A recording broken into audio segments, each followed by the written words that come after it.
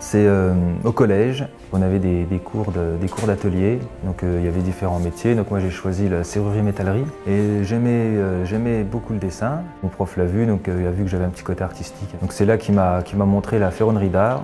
Il m'a expliqué, donc il a allumé la forge de l'atelier du collège et ça m'a bien plu tout de suite, quoi. Et donc j'ai été diplômé après avec un BEP au Compagnon du Devoir de Dijon. C'est en forgeant qu'on devient forgeron, le terme est bien là.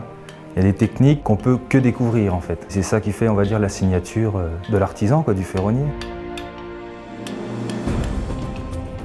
À la forge, on travaille donc du portail monumental de château, des grilles de défense, centres d'escalier, on peut aller jusqu'au mobilier. Le métier de la forge, c'est de la passion déjà, c'est de la création. On travaille le fer pour arriver à une pièce unique. Ce qui me plaît dans ce métier, c'est de travailler à l'ancienne. Donc j'évite un maximum, moi justement, tout ce qui est mécanique. C'est vraiment manuel. J'ai une collection de documents pour voir un peu les techniques qu'ils utilisaient avant, pour la ferronnerie d'art. Et puis je l'adapte moi pour les œuvres que je crée justement. L'artisanat, c'est important, la valorisation du patrimoine d'un département. Forcément, ça va attirer du monde, des visiteurs et des nouveaux résidents. Ce prix du Conseil général, c'est une reconnaissance pour mon savoir-faire et ma passion pour le métier et mes techniques utilisées justement pour la création de mes œuvres. Ça me motive davantage, on va dire, à avancer pour l'entreprise,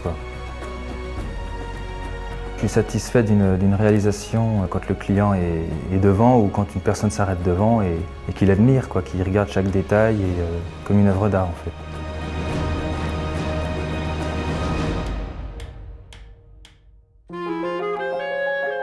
À 20 ans, je travaillais dans le commerce et un jour j'ai rencontré une dame dans le métro, un peu paumée, j'étais sur Paris à l'époque et en discutant avec elle, je découvre qu'elle est tisserande. 3 semaines plus tard, j'étais chez elle, j'ai fait un stage de tissage et à la fin de ce stage, je me suis sentie pour la première fois de ma vie vraiment à ma place dans ce que je faisais. Le lissier, c'est celui qui tisse des tapisseries, qui est différent du tisserand qui lui tisse des étoffes. On peut à tout moment faire évoluer sa couleur, on peut à tout moment faire évoluer sa technique pour aller au plus près de l'œuvre. Il y avait une démarche qui était claire dans la création de l'atelier, c'était qu'en donnant des cours, ça permettait de sensibiliser les gens à ce travail. Et tout artiste qui donne des cours, à un moment donné, il y a l'idée que ça va l'aider à vivre, ça va lui donner une autonomie pour pouvoir faire ses créations à côté. Ce que j'apprécie dans ce métier, c'est qu'il y a tout un côté de création ou d'interprétation si on travaille sur l'œuvre d'un artiste.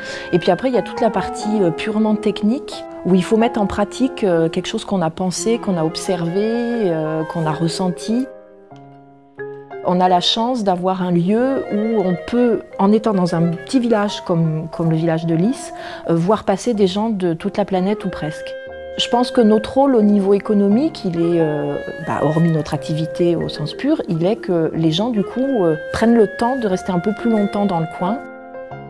Le prix du département, c'est une reconnaissance de la collectivité, au niveau des collègues, au niveau de l'administration qui nous régit. D'autant que dans notre métier, on n'a guère la possibilité d'avoir de reconnaissance. Il y a plus de diplômes qui existent, il n'y a plus d'écoles qui forment à la tapisserie. Et ma foi, ça permet de dire, moi j'ai eu le premier prix départemental et c'est une reconnaissance que j'apprécie.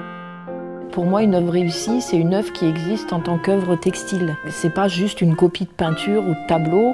Je pense que dans la mesure où on a envie de faire bien, si on maîtrise sa technique, l'œuvre, elle va être belle, elle va être réussie.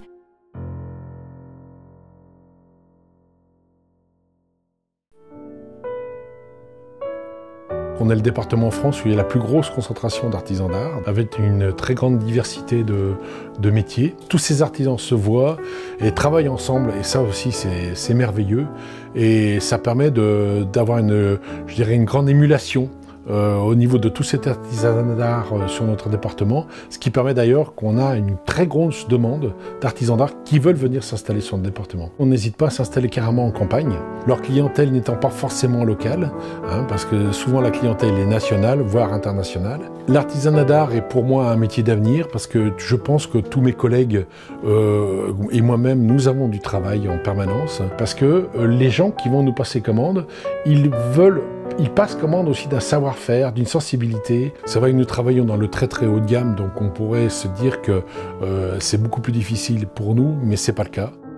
Le fait de travailler dans un petit hameau ou dans un petit village, c'est pas du tout gênant, et donc ils vont participer à la vie du village avec leur famille, avec leurs enfants qu'ils vont amener à l'école, et ainsi de suite. Et ça, pour le développement rural, c'est fantastique.